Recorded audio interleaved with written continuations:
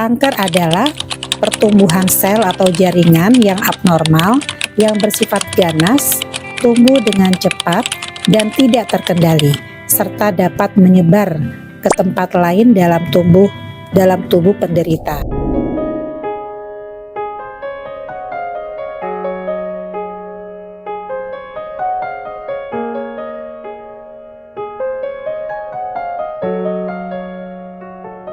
Assalamualaikum warahmatullahi wabarakatuh. Saya Dr. Nuli Juaria. Yang berikutnya, upayakan menjaga berat badan normal. Berat badan normal dapat menurunkan risiko kanker. Nah, kita menghitung berat badan itu memakai yang namanya IMT atau indeks massa tubuh. Indeks massa tubuh orang Asia yang normal kurang lebih sekitar di atas 19 sampai 25. Bagaimana kita menghitung indeks massa tubuh? Nah, kita lihat ya Bapak Ibu ya. Kita lihat berat badan kita ukur dalam kilogram, lalu tinggi badan dalam meter. Rumusnya adalah berat badan dalam kilogram tadi dibagi tinggi badan dalam meter dikuadratkan. Misalnya nih, berat badan ibu 50 kilogram. Lalu tinggi badan 150 cm. Nah, 150 cm itu kita konversi menjadi meter. Jadi 1,5 meter. Jadi rumus yang tadi ya, kalau kita masukkan tadi 50 kg dibagi dalam kurung ya 1,5 meter dikuadratkan. Sehingga menjadi 22,2. Nah, 22,2 ini masuk dalam range normal yang 19 sampai 25 tadi. Yang berikutnya Bapak Ibu adalah melakukan vaksin HPV, Human Papilloma Virus. Dikatakan vaksinasi HPV ini dapat mencegah kanker leher rahim. Vaksin HPV untuk anak perempuan antara usia 9 sampai 13 tahun diberikan sebanyak 2 kali pemberian.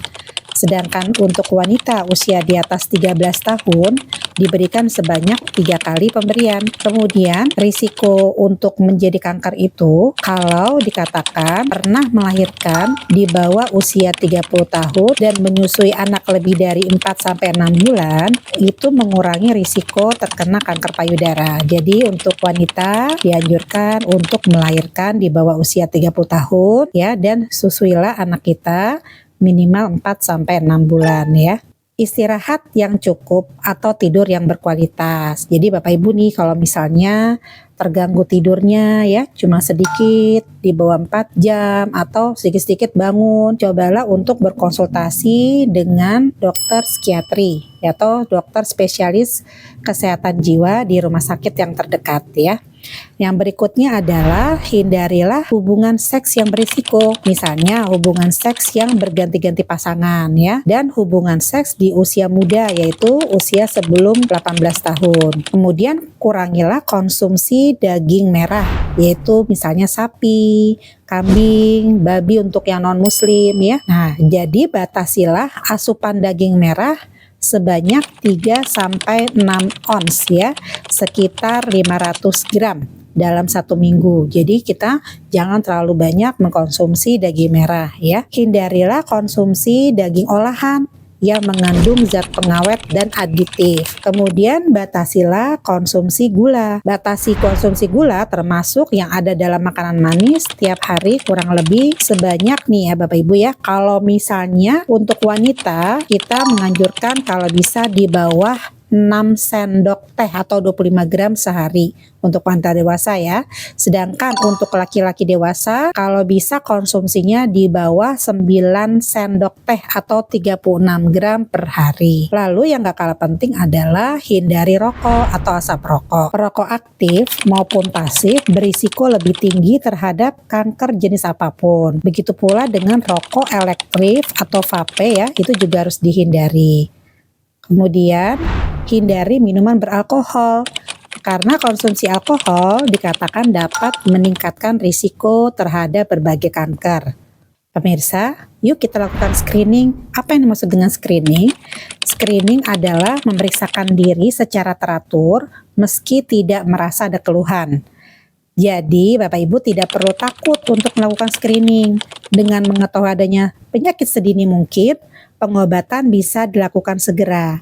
Nah, kan ada yang bilang gini, "Dok, saya takut deh kalau ketahuan penyakitnya atau screening karena nanti jadi stres kalau kita ketahuan penyakitnya. Nah, itu keliru Bapak Ibu ya. Justru kalau kita ingin tahu lebih dini itu sangat menguntungkan sehingga pengobatannya bisa lebih optimal ya. Kalau terlambat diketahui maka bisa menyebabkan penyebaran kanker kemana-mana, terutama ke paru ya, ke hati, ke ginjal, sehingga malah sulit untuk diobati. Nah, jadi kita harus lakukan screening Bapak Ibu. Nah, sekarang kalau untuk payudara ya, untuk kanker payudara kita lakukan yang namanya periksa payudara sendiri atau sadari. Kalau kita lakukan pemeriksaan oleh tenaga kesehatan namanya sadanis, itu periksa payudara klinis ya, misalnya dengan radiologi, mamografi, dan dengan USG atau ultrasonografi. Jadi kenapa screening kanker payudara itu penting ya? Karena screening itu kan bertujuan untuk menemukan tanda-tanda pada payudara sedini mungkin agar dapat dilakukan tindakan yang tepat ya. Coba kita lihat yuk. Kalau kita lihat Bapak Ibu ya, kenapa sih kita harus screening ya? Ternyata kanker payudara ini merupakan kanker yang paling banyak di Indonesia ya, paling banyak. Dulu kanker leher rahim, sekarang sudah melampaui kanker leher rahim, sekarang menjadi nomor 1 ya, kanker payudara. Nah, jadi bayangkan ya, lebih dari 33% penderita kanker payudara berakhir dengan kematian Bapak Ibu ya. Lalu banyaknya kematian pada penderita kanker payudara kurang lebih 50-70% itu karena terlambat berobat. Dan kematian karena kanker payudara sebetulnya dapat dicegah jika melakukan deteksi dini